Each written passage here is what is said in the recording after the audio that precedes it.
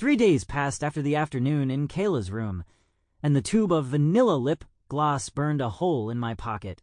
I carried it everywhere, to the breakfast table, to the couch where we watched mindless TV, and even to the bathroom, where I'd stare at myself in the harsh fluorescent light, trying to find the girl who had stared back at me in the soft glow of the bedroom.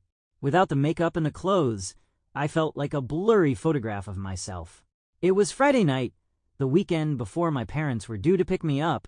The air was thick and humid, the kind of summer heat that sticks to your skin even after the sun goes down. Kayla and Megan were getting ready to go on a snack run to the 24-hour diner down the highway. I was sitting on the stairs, watching them put on their shoes. "Do you guys need anything?" I asked, my voice sounding hollow to my own ears. Kayla paused, one sneaker on. She looked at Megan, a silent conversation passing between them that I couldn't decipher. Then she looked up at me. "We don't need anything," Kayla said slowly, "but we think she might want to come with us." My heart slammed against my ribs. What? Megan leaned against the banister. "It's dark. We're just going through the drive-thru. Nobody will see you but us. Unless you don't want to." The safe answer was no. The easy answer was to stay in my hoodie and wait for my parents to return me to my normal life. But my hand was already tightening around the gloss in my pocket. "I don't have anything to wear," I whispered. "Please," Megan scoffed, waving a hand toward the upstairs hallway. "We have a whole department store up there. Let's go." 10 minutes. This time, the transformation was faster, less tentative. There was an urgency to it. Instead of the floral skirt, Kayla tossed me a pair of high-waisted skinny jeans and an oversized band t-shirt. Megan tied a flannel shirt around my waist to hide my hips, realizing exactly where my insecurities lay without me having to say a word. When I sat at the vanity, I didn't pull away. I leaned into the brush. When the mascara touched my lashes, I didn't blink. I watched the person in the mirror sharpen into focus, like a lens finally snapping into place. "There she is," Kayla murmured, handing me a pair of canvas sneakers. Walking down the stairs felt different this time. I wasn't just playing dress-up in a bedroom. I was walking toward the front door. The threshold felt like a cliff edge. "Chin up," Megan whispered as she opened the door. "You look like you own the place." The night air hit my face, cool and smelling of wet grass.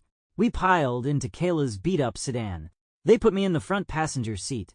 As the engine roared to life and we backed out of the driveway, a terrifying, exhilarating rush swept through me. I was outside. I was her, and I was outside. We drove with the windows down, the wind whipping my hair across my face. I didn't try to brush it back. I loved the way it felt, untamed and long, catching in my lip gloss. For the first time in my life, I wasn't shrinking into the seat, trying to take up as little space as possible.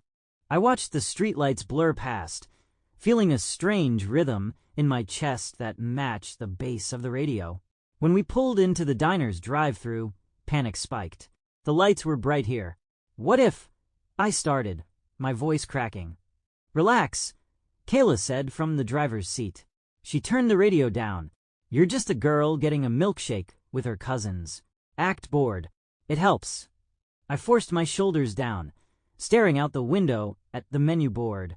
When the static-filled voice asked for our order, Kayla rattled off 3 milkshakes and a basket of fries.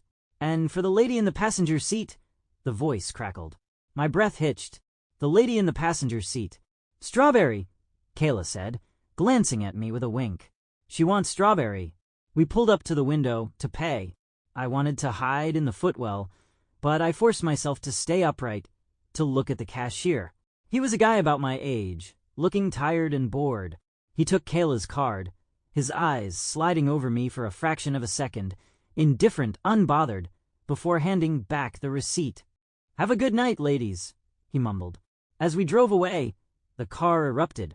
Megan screamed from the back seat, and Kayla pounded the steering wheel in triumph. I just sat there, clutching my cold strawberry shake, a smile breaking across my face, so wide it hurt. He hadn't stared. He hadn't questioned. He had just seen a girl. We ate the fries in the parking lot of a closed elementary school, sitting on the hood of the car under the yellow glow of a street lamp. We didn't talk about gender or identity or what would happen when my parents came back on Sunday. We just talked about music and school and which fries were the crunchiest. But as the night wound down and we turned back toward the house, the silence grew heavy again. The reality of the impending return to normal was a physical weight. Kayla pulled into the driveway and cut the engine, but she didn't unlock the doors immediately. She turned to me. "You know," she said, her voice serious now, "you can keep the jeans and the shirt. They look better on you anyways." Megan leaned forward from the back seat, resting her chin on my shoulder, and we made a group chat, just the three of us. So if you ever need to, talk about makeup or anything else.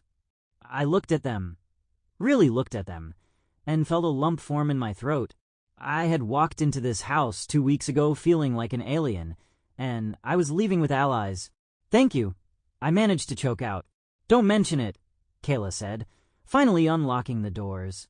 Later, I scrubbed the makeup off in the bathroom sink, watching the girl swirl down the drain in pink-tinted water. It was painful to see her go, but it wasn't as scary as before. I touched my cheek, fresh and clean, and looked at my reflection. I was still a boy to the rest of the world, but I knew who was driving the car now, and I knew that next time, I wouldn't need a rainy day to find her. If you loved this video, give it a big thumbs up.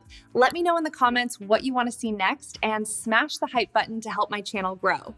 Don't forget to subscribe and click the bell so you don't miss the next video. You can jump to it right here. And remember, this channel is about building a safe community and becoming Lacey together.